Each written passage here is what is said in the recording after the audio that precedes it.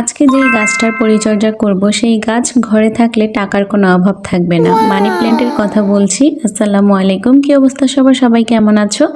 যাই হোক, একটু মজা করলাম প্রথমে। তো এটার নামের সাথে কিন্তু টাকার সাথে যেহেতু মিলে যায়, তো অনেকেই এটা নিয়ে ফান করে থাকে, তাই আজকে আমিও তোমাদের সাথে একটু মজা করলাম। তো দেখো, প্রথমে আমি দেখাচ্ছি আমার ঘরের যে ইনডোর প্ল্যান্টগুলো, মানে পথস নিয়েই কাজ করবো আজকে।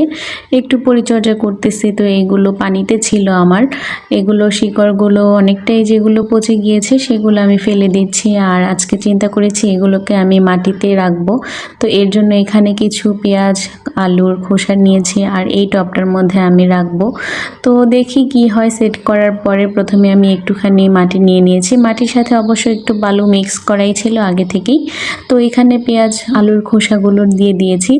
এরপর আবার একটুখানি মাটি দিয়ে দিলাম। তো মাটি দেওয়ার পরে আমি ঢাকা থেকে এক ধরনের একটা 5 কেজির জৈব সার বলতে পারো, তার একটা মাটি নিয়ে আসছিলাম। তো সেখান থেকে দিয়ে দিচ্ছি মাটিগুলো। তো এইখানে না প্রথম আমি মাটি, সার এগুলো আলাদা আলাদা দিচ্ছিলাম। তারপরে ভাবলাম যে দুইটা একসাথেই মিক্সড করে দেওয়া যায়, এমনভাবেই দিলাম এরপরে। আর আমার মনে হলো এইভাবেই হয়তো ভালো হবে।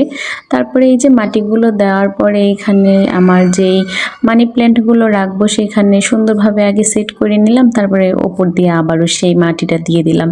তারপরে এই যে এখানে আলো বাতাস আসবে এমন একটা জায়গায় রাখবো, একদম ডিরেক্ট সানলাইটে রাখবো না, তা না হলে পাতাগুলো হয়তো হলুদ হয়ে যেতে পারে। তারপরে এই যে বারান্দা থেকে আমার যে পানিতে ছিল আরেকটা মানি প্ল্যান্টের, তো সেটা নিয়ে আসলাম। সেটাও না একটু একদম ক্লিন করে নিচ্ছি, শিকড় মিকড় এগুলো সব কিছু।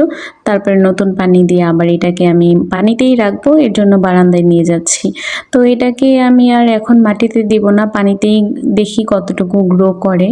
তো এই যে দেখো পাশে আরেকটা যে গাছ, এটার নামটা আমার মনে নেই। তো ওইগুলো যখন ঠিক করতেছি বা পরিষ্কার করতেছিলাম তখন এটা দেখলাম যে এটাও ভালোই হয়তো নোংরা হয়েছে, মানে নিচে দিয়ে একদম শেকড়গুলো পচে যাইতেছিল এই অবস্থা।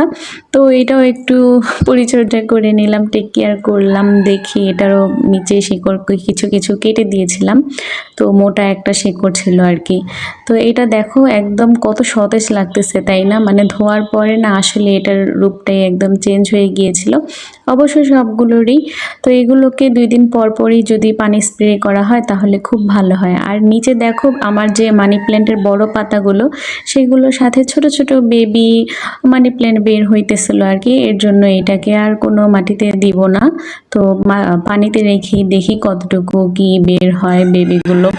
তো মানি প্ল্যান্টের চারাগুলো যদি এখান থেকে বের হয় তখন মাটিতে দিব ইনশাল্লাহ। আর এই যে দেখো এই পাশের জুতাগুলো দেখে ইগনোর করো, এখানে আমি মানে ধুয়ে শুকাতে দিয়েছিলাম। আর এই পাশে জানালাটা লাগিয়ে দিলাম কারণ রোদের আলো আসে ডিরেক্ট, এর জন্য। তাহলে নেক্সট ভিডিওতে দেখা হচ্ছে, সবাই ভালো থেকো, আল্লাহ হাফিজ।